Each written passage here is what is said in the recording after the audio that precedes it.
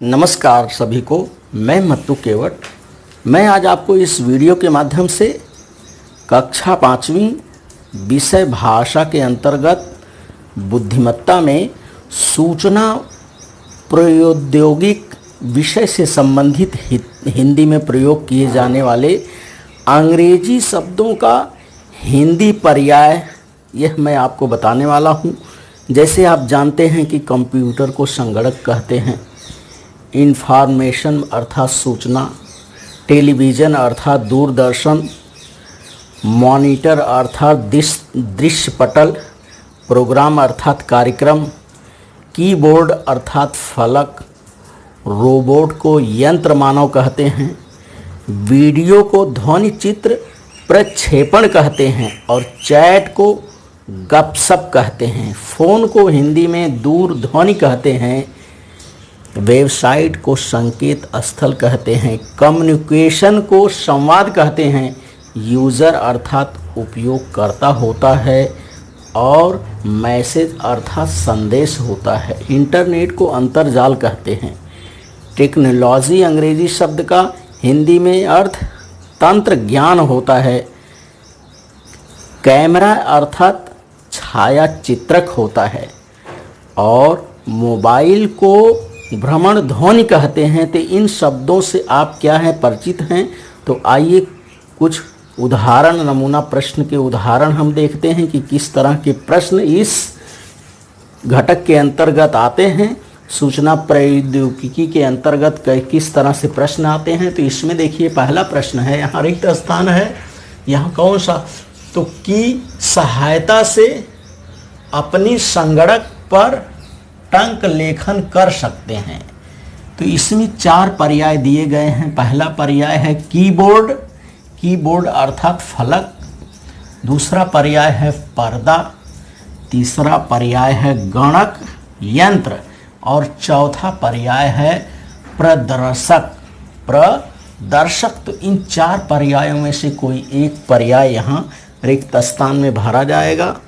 तो कौन सा है? तो रिक्त स्थान अर्थात यहाँ क्या भरना है कि सहायता से अपने संगणक पर टंक लेखन कर सकते हैं। तो हमें यह खोजना है कि हम संगणक पर टंक लेखन किससे करते हैं। तो आप सबको ज्ञात है कि कीबोर्ड अर्थात पर्दा से हम लेखन का कार्य नहीं करते हैं, गणक यंत्र से भी नहीं, प्रदर्शक से भी नहीं, कीबोर्ड से हम टंक लेखन का कार्य करते हैं जिसे फलक कहते हैं।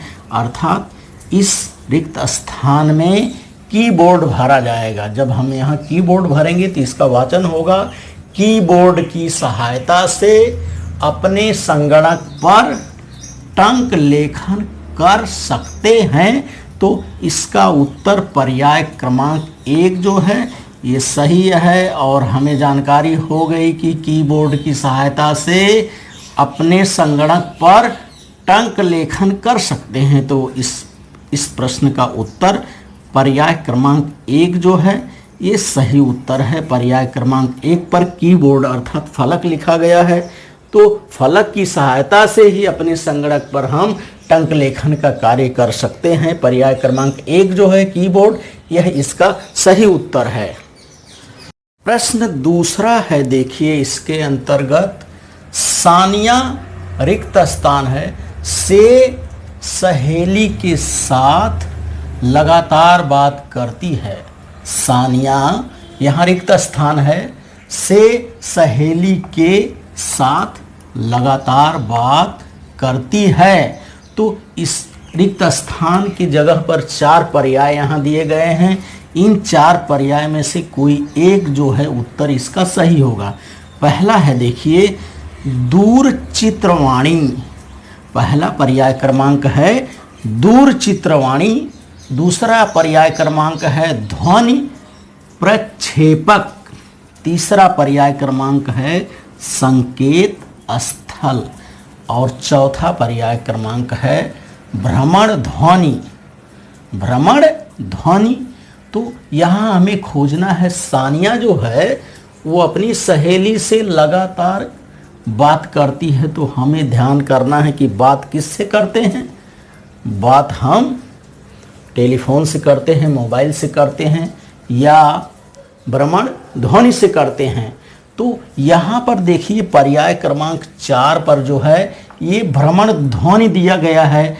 भ्रमण ध्वनि का अर्थ है मोबाइल जिसे कहते हैं आज के युग में। तो इस प्रश्न का उत्तर जो है भ्रमण ध्वनि होगा।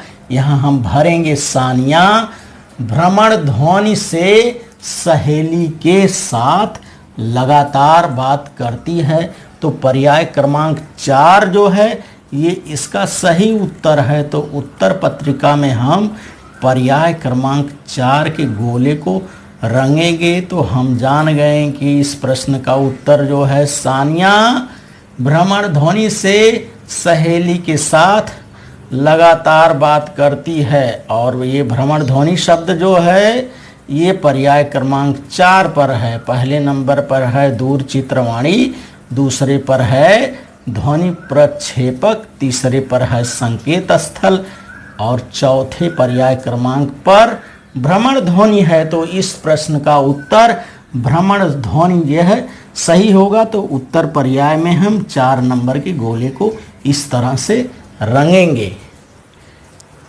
प्रश्न तीसरा है, इसके अंतर्गत देखिए सीमा पर सैनिक सतत एक न एक संवाद करते रहते हैं। प्रश्न को फिर से ध्यान से देखिए, सीमा पर सैनिक सतत एक न एक संवाद करते रहते हैं। अर्थात जो फौज के सैनिक है वह देश की सीमा पर हमेशा संवाद करते रहते हैं। तो उसे कहते क्या हैं? तो इसका पर्याय देखिए, पहला पर्याय है मोबाइल, दूसरा पर्याय है नेटवर्क, तीसरा पर्याय है कम्युनिकेशन और चौथा पर्याय है इंटरनेट। तो सीमा पर जो सैनिक है सतत संवाद कर रहे हैं। तो संवाद को अर्थात वे बातचीत कर रहे हैं। तो बातचीत करने या संवाद करने को अंग्रेजी में कम्युनिकेशन कहते हैं। इस भाषा में, सूचना प्रौद्योगिकी की भाषा में उसे अंग्रेजी में कम्युनिकेशन कहते हैं। तो इस प्रश्न का उत्तर कम्युनिकेशन शब्द होगा। तो कम्युनिकेशन जो है ये पर्याय क्रमांक 3 पर है। तो उत्तर पत्रिका में हम पर्याय क्रमांक 3 पर जो इस तरह से गोल रहता है उसको इस तरह से रंग देंगे काली या ब्लू नीली बॉल पेन से। तो हमें पता चल गया कि सीमा पर सैनिक सतत एक न एक संवाद करते रहते हैं और उस संवाद को इस सूचना और प्रौद्योगिकी की भाषा में कम्युनिकेशन कहते हैं इसे अंग्रेजी में। तो इस प्रश्न का उत्तर पर्याय क्रमांक 3 जो है यह इसका सही उत्तर है कि सतत बात करने को कम्युनिकेशन कहते हैं। प्रश्न चौथा हम देखते हैं। प्रश्न चौथा है, देखिए यूजर शब्द के लिए हिंदी शब्द कौन सा है? यूजर ये अंग्रेजी शब्द है। यूजर शब्द के लिए हिंदी शब्द कौन सा है? तो इसमें पर्याय क्रमांक पहला है, देखिए जोड़ना, दूसरा पर्याय है उपयोगकर्ता, तीसरा पर्याय है उपयोग प्रणाली और चौथा पर्याय है सूचना। तो इन 4 पर्यायों में से कोई एक उत्तर सही है। यूजर अर्थात उपयोगकर्ता होता है। यूजर शब्द के लिए हिंदी शब्द उपयोगकर्ता शब्द होता है। तो इस प्रश्न क्रमांक चौथे में पर्याय क्रमांक 2 जो है ये सही उत्तर है कि यूजर शब्द के लिए हिंदी शब्द उपयोगकर्ता होता है। यूजर का अर्थ होता है उपयोग करने वाला। तो यूजर अर्थात उपयोगकर्ता होता है। तो पर्याय क्रमांक 2 पर उपयोगकर्ता लिखा गया है। तो इस प्रश्न का उत्तर पर्याय क्रमांक 2 जो है ये इसका सही उत्तर है। तो उत्तर पत्रिका में हम पर्याय क्रमांक 2 के गोले को इस तरह से रंगेंगे और हमें पता चल गया कि इस प्रश्न का उत्तर यूजर शब्द के लिए अंग्रेजी का हिंदी शब्द उपयोगकर्ता शब्द होता है। पर्याय क्रमांक 2 जो है ये इसका सही उत्तर है। प्रश्न क्रमांक 6 है, देखिए, गट में ना बैठने वाले शब्द पहचानो। गट में ना बैठने वाले शब्द पहचानो। पहला पर्याय है साइकिल, दूसरा पर्याय है वाहन, तीसरा पर्याय है बस और चौथा पर्याय है रेलवे। तो हम ध्यान से यहाँ देखते हैं कि साइकिल जो है ये परिवहन का साधन है, बस जो है परिवहन का साधन है और रेलवे जो है ये भी परिवहन का साधन है। अर्थात साइकिल, बस और रेलवे ये वाहन है, लेकिन ये जो वाहन शब्द है ये इस गट में नहीं बैठ रहा है। तो पर्याय क्रमांक 2 जो है इस प्रश्न का सही उत्तर है।